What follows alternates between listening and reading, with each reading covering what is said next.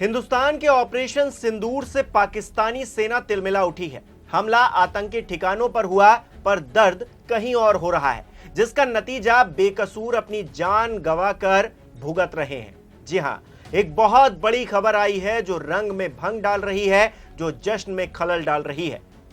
बताया जा रहा है कि पाकिस्तान ने हिमाकत दिखाते हुए हमारे 10 आम नागरिकों को और मौत के घाट उतार दिया है, जबकि 48 लोग घायल हैं। क्या है पूरी खबर, मैं आपको बताता हूं। नमस्कार, मेरा नाम हिमांशु मिश्रा है। आप देख रहे हैं 4 PM न्यूज नेटवर्क। जिस वक्त पूरा देश चैन की नींद सो रहा था, उस वक्त रात के करीब 1:05 से 1:30 बजे तक हिंदुस्तान ने पाकिस्तान में दिवाली मना दी। आसमान से गिरती मिसाइलें देखकर आतंकियों के पैरों तले जमीन खिसक गई और उसी के नीचे सैकड़ों आतंकी दबकर मर भी गए।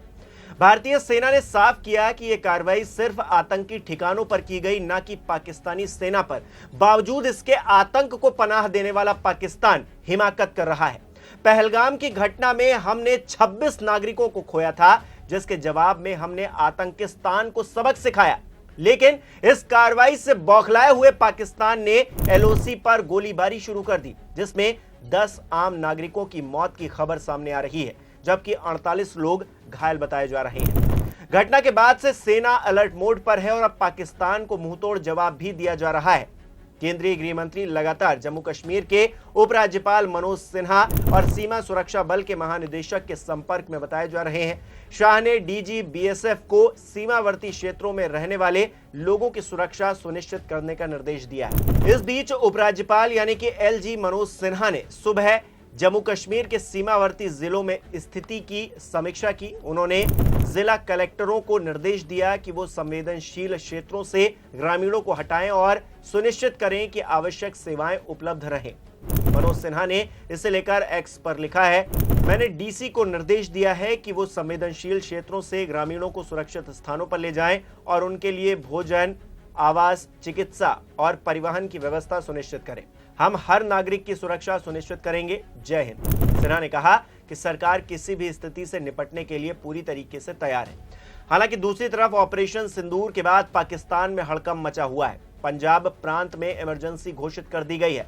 पाकिस्तान के रक्षा मंत्री कह रहे हैं कि अब अगर भारत हमला नहीं करेगा तो हम भी जवाब नहीं देंगे, यानी कि जो हो गया उसके बाद आतंकिस्तान शांति की बातें कर रहा है, लेकिन उसकी सेना गुस्ताखी पर गुस्ताखी किए जा रही है। हमारे 10 और नागरिकों की जान का बदला भी पाकिस्तान को अब चुकाना होगा। जिस तरह 9 आतंकी अड्डों को जमींदोज किया गया है भारतीय सेना के द्वारा, उसी तरह से वक्त आने पर सारी आतंकी फैक्ट्रियों को हम साफ कर देंगे, निस्ता नाबूद कर देंगे। कहावत है ना रहेगा बांस ना बजेगी बांसुरी। कुछ ऐसा ही हाल पाकिस्तान का भी होने जा रहा है और पाकिस्तान भी अच्छे से जानता है। बावजूद इसके वो इस तरह की हिमाकत कर रहा है। अपने आप में ये काफी हैरानी वाली बात है। India has demonstrated considerable restraint in its response. However, it must be said that the Indian Armed Forces are fully prepared to respond to Pakistani misadventures, if any, that will escalate the situation. Jai Hind and thank you very much.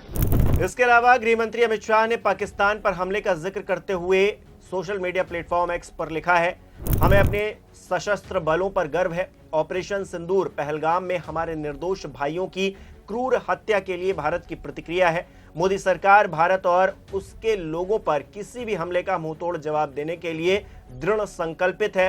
Bharat आतंकवाद को जड़ से खत्म करने के लिए पूरी तरह से प्रतिबद्ध है। प्रधानमंत्री जी ने थोड़े दिन पहले बोला था कि मैं फोर्सेस को फ्री हैंड दे रहा हूँ अपने टारगेट चूज करने के लिए और कोऑर्डिनेट करने के लिए।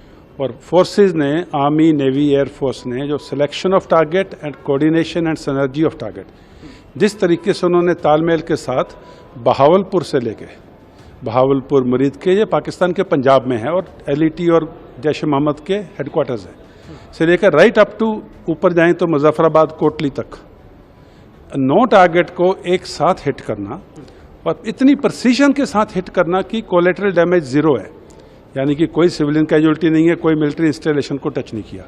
तो ये जो कोऑर्डिनेटेड तरीके से फोर्सेस ने, प्रधानमंत्री जी ने जो विश्वास दिखाया था फोर्सेस में, फोर्सेस उस विश्वास पे पूरा उतरी हैं। और ये पूरे देश के लिए बड़े गर्व की बात है कि हमारी सेनाएं इतनी सक्षम हैं कि दुश्मन को कहीं भी जाकर के उसको ढूंढ कर निकाल के मारेंगे।